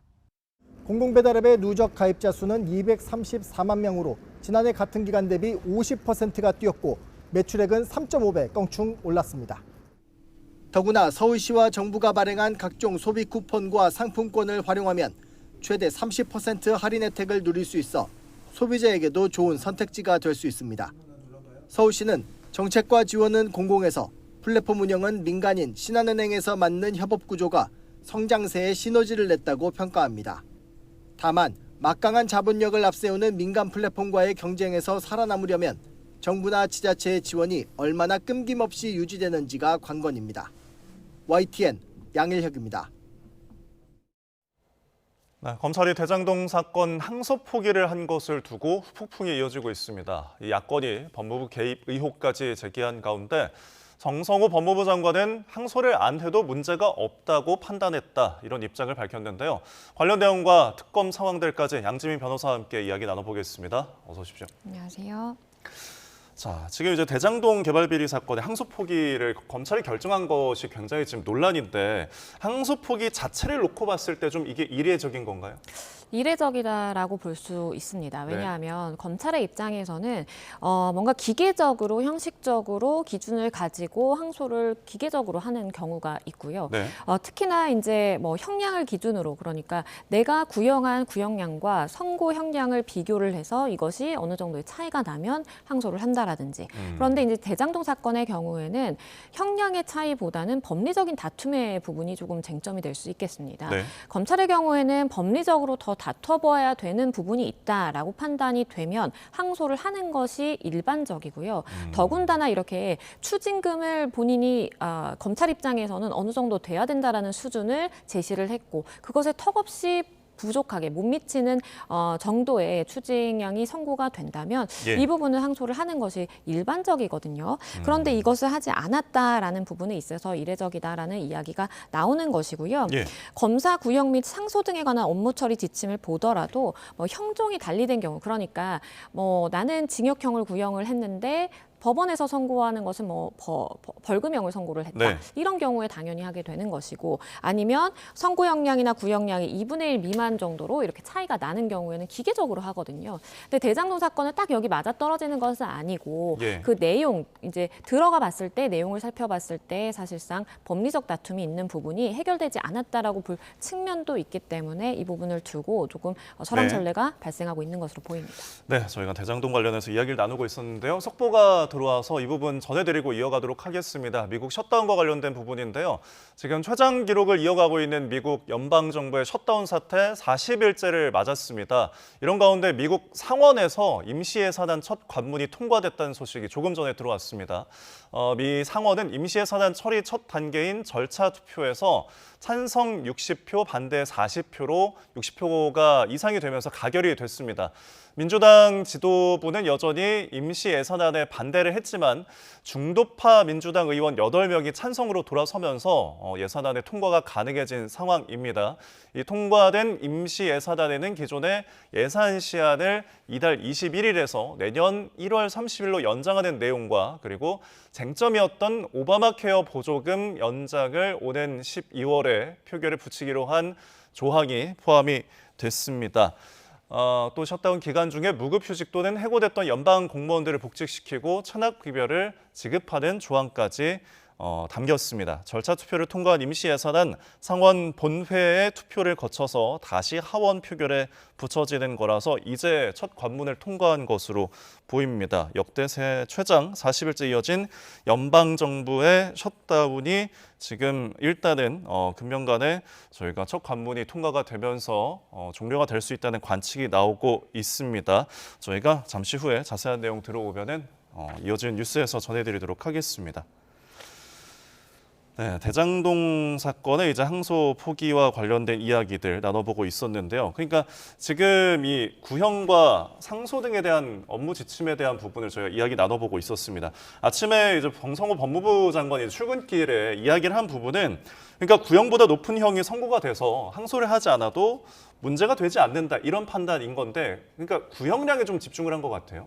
그렇죠. 그러니까 기계적인 항소의 경우에는 저 이제 발언이 일부 맞아떨어지는 부분도 있습니다. 네. 왜냐하면 1심 선고에서 구형량보다 훨씬 높은 형이 선고가 된 피고인들도 존재하기 때문에 이 부분에 대해서는 문제가 되지 않는다라고 판단을 했고 그리고 대검찰청이 항소 필요성에 대해서 있다라고 얘기를 했을 때 신중하게 판단하면 좋겠다 이렇게 이야기를 했다고 이제 입장을 밝히기도 했는데요. 예. 다만 이것은 구형량에 조금 초점을 맞춘 발언인 것이고 지금 판결문의 내용을 살펴보면 업무상 배임죄로 인정이 되고 특경법상의 배임죄로 인정이 되지 않은 부분이라든지 그렇게 되면서 추징금이 사실상의 7천억 원대의 추징금을 지금 받을 수 없게 되는 몰수를 할 수 없게 되는 그러한 상황에 처한 여러 가지 요소들은 이제 제외한 그런 발언이거든요. 예. 그렇기 때문에 보는 시각에 따라서 기계적으로 항소를 하지 않아도 되는 부분이 있지 않느냐라는 예. 시각과 아니다. 내용을 뜯어보면 검찰 입장에서 당연히 항소를 제기했던 그런 법리 다툼이라든지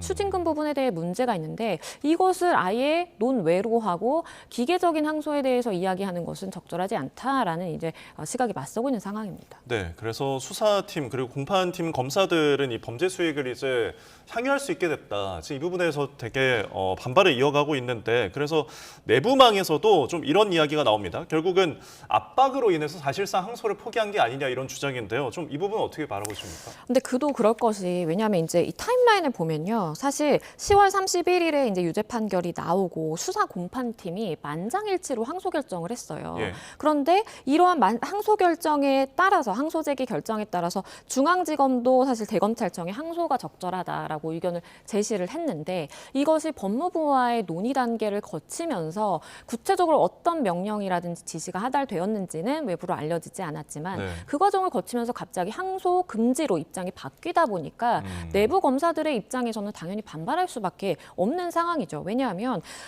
지금 이 수사를 이어오고 그리고 공판에 관여한 이 검사들의 경우에는 이 쟁점이라든지 판결의 내용에 대해서 가장 잘 알고 있는 당사자들입니다. 네. 그런데 당사자들이 그것도 한 명의 이견이 없이 만장일치로 이거는 항소 사건이다, 항소를 해야 된다라고 했는데 이것이 뒤집어지다 보니까 이것이 모종의 이제 상부의 압박에 의한 것 아니냐라는 이제 이야기가 나오는 것이고요. 실제 이제 검찰 내부에서도 강백신 검사라든지 김영석 검사 그리고 천영환 검사도 본인의 실명을 이제 남기면서 내부망에 글을 남기기도 했습니다. 그러니까 법무부 장관과 차관이 항소를 반대했다라고 들었다라는 예. 이야기도 나오고 이로 인해서 사실 수천억 원대의 추징금을 국가가 국고로 환수할 수 없게 되면서 네. 이 부분에 대한 것은 사실 국민에 대한 배임행위 아니냐라는 또 지적도 나오게 되는 상황이고요. 예. 검찰 내부는 실질적으로 굉장히 좀 들끓고 있다라는 이제 판단이 듭니다. 검찰이 항소를 포기하고 1심 판결이 이제 확정이 돼버린다면 범죄 수익 환수에 대한 그 우려 부분 언급하신 것처럼 사실상 막히게 된다 뭐 이렇게 보는데 그렇다면은 정작 환수를 할 방법은 정말 없는 건가요? 방법은 없습니다. 환수의 방법은 없고요. 추후에 소송을 통해서 해결할 가능성은 좀 열려 있다라고 보여집니다. 왜냐하면 우리가 환수를 하는 것은 판결문에 따라서 판결문이 확정이 되면 그 범위 안에서 몰수라든지 추징이라든지 환수를 할 수 있는 겁니다. 예. 그런데 지금 항소를 포기해버렸잖아요. 그러면 1심 판결이 그대로 확정이 되는 겁니다. 1심 판결에서는 7,800억 원 상당의 추징, 그러니까 환수를 할 수 없다라고 했어요. 그러니까 그 부분에 대해서는 받아들이지 않았거든요. 그러니까 검찰 입장에서는 이걸 한번 다퉈보고 싶었는데 실무진들의 경우에는 예. 이 기회가 사실상 사라지게 되면서 일단은 뭐 환수를 하는 것은 불가능해졌고 네. 다만 검토해 볼 수 있는 것은 국가 입장에서 국고로 환수할 수 있었던 7,800억 원 가량의 이 국고 손실이 발생했기 때문에 예. 이 부분에 대해서 민사적으로 손해배상을 청구를 한다라든지 아니면 이것이 정말 외압이라든지 어떠한 부당한 지시로 인해서 이런 것들이 발생했다라고 한다면 그러한 위법 행위에 대한 책임을 묻는 형식으로 우리가 이것을 받을 수 있었는데 못 받았으니 네. 범법 행위를 한 당신들이 대신해서 이제 이 금액을 배상하라라는 식으로 추후에 이제 소송을 통해서 해결할 수 있는 것이고요. 네. 다만 이것은 국가가 당사자로 나서서 예. 해결을 해야 되는 문제이기 때문에 우리가 이걸 받았어야 됐는데 못 받았다라든지 실질적으로 이 부분이 이제 위법한 어떤 지시 부당한 외압이 있었다라는 것을 입증을 해야 되는 또 입증 책임이 있어서 사실은 뭐 쉬운 길은 아니다라고 네. 좀 판단이 됩니다. 예. 대장동 관련해서 이 부분만 좀 질문 드리겠습니다. 그렇다면 대장동과 얽혀있는 다른 사건 재판들이 또 있잖아요. 그 부분의 영향성도 좀 어떻게 보십니까? 영향이 있죠. 왜냐하면 일단은 우리가 불이익 변경 금지 원칙이라고 해서 예. 형사소송법상의 형사법상의 대원칙이 있고 이것은 피고인들이 아마 항소를 지금 제기를 할 텐데 네. 항소를 제기한 것으로 알고 있는데 그러면 검찰 측에서 항소를 하지 않았기 때문에 당사자 피고인들에게 유리한 판단이 내려질 가능성만 열려 있습니다. 불리한 판단을 할 수는 없습니다. 법원 입장에서도. 네. 그리고 만약에 이제 그렇게 유리하게 더 판단이 돼서 추징액도 줄어들고 형량도 줄어들게 된다면 공범에게도 이러한 판단이 영향이 있을 수밖에 없다라고 판단이 되고요. 예. 그래서 사실상의 이 당사자뿐만 아니라 이 사건 관계인이라고 볼 수 있는 이재명 대통령이라든지 아니면 그 외의 다른 공범에 대해서도 굉장히 유리할 수 있는 그러한 논거가 좀 마련이 됐다라고 판단이 됩니다. 알겠습니다. 자, 저희 이제 특검 이야기로 좀 넘어가 보도록 하겠는데 김건희 특검에서 압수수색을 이제 윤 전 대통령 부부 사절을 했습니다. 그런데 추가 금품 수수 정황을 확인을 했다고요? 일단은 이 클러치백이 압수 이제 목록에 있었고 실제 압수가 된 것으로 보입니다. 한 명품 브랜드의 가방 클러치백이라고 지금 알려지고 있는데 그 가방과 함께 김기현 전 대표의 아내 명의 편지가 발견된 것입니다. 그래서 이것이 혹시나 이제 청탁 대가성이 있는 어떠한 청탁을 바라고 건네진 선물이 아니냐라고 특검은 의심을 하고 있는 그런 상황이고요. 예. 이에 대해서 김기현 전 대표의 경우에는 사인 간에 원래 알고 지냈던 사이이기 때문에 의례적으로 건네진 선물일 뿐이다라고 이렇게 선물이 오간 사실에 대해서는 부정하지 않았습니다. 예. 김건희 씨 측이나 아니면 김기현 전 대표 아내 측은 다 인정을 하고 있는 상황인데 네. 다만 청탁이라든지 대가성 이런 부분에 대해서는 사실이 아니다라고 부인하고 있는 상황입니다. 네, 사실 김건희 씨 같은 경우에는 계속해서 어떤 금품이 나올 때마다 대가성에 대해서는 계속 부인을 하고 있습니다. 뭐 최근에도 이제 가방을 받았다라는 것까지 인정하기도 했는데 이 부분도 역시 직무 관련성이나 대가성에 대한 입증이 좀 어려울 것 같은데.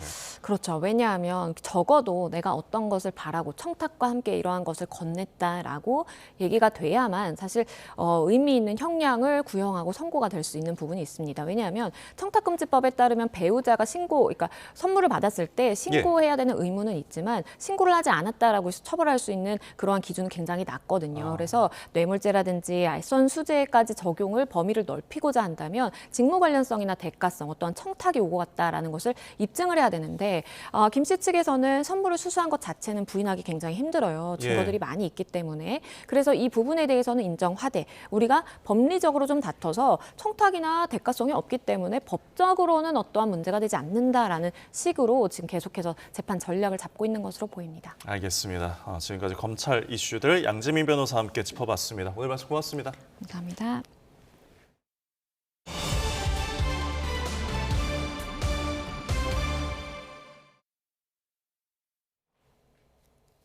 네, 아프리카 북서쪽 유명 휴양지인 스페인령 카나리아 제도에 몰아친 거센 파도에 관광객 등 여러 명이 숨지거나 크게 다쳤습니다.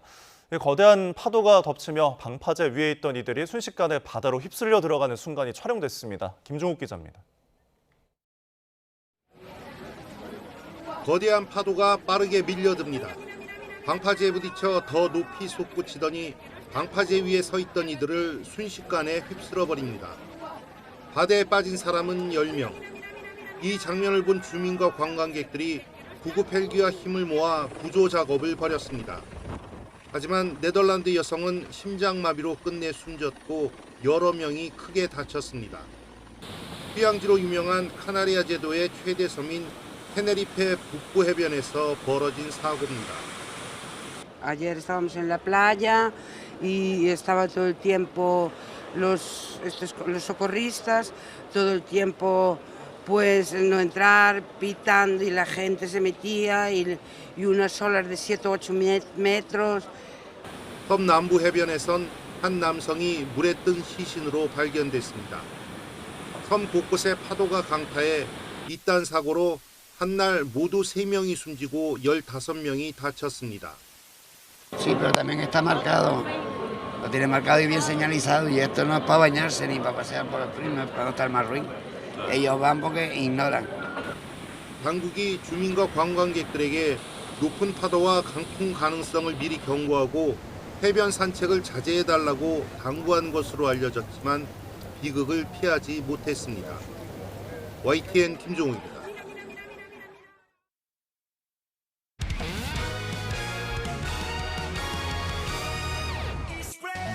세트포인트 도로공사 이선우가 그러나 각도에 맞고 아이고 선수님이 맞고 쓰러졌습니다. 자 안테나를 맞으면서 이미 범실이 됐는데 자 그게 또 선심이 맞으면서 넘어졌습니다. 맞습니다. 소식스럽죠. 그럴 수 있죠. 안에 등대립니다만 넘기지 못합니다. 결국 도로공사가 정관장에게 승리하면서 김종민 감독 200승을 달성하는 좋은 팀에서 좋은 선수들을 만났던 게 행운이지 않을까요? 다시 한번 축하드립니다. 감사합니다.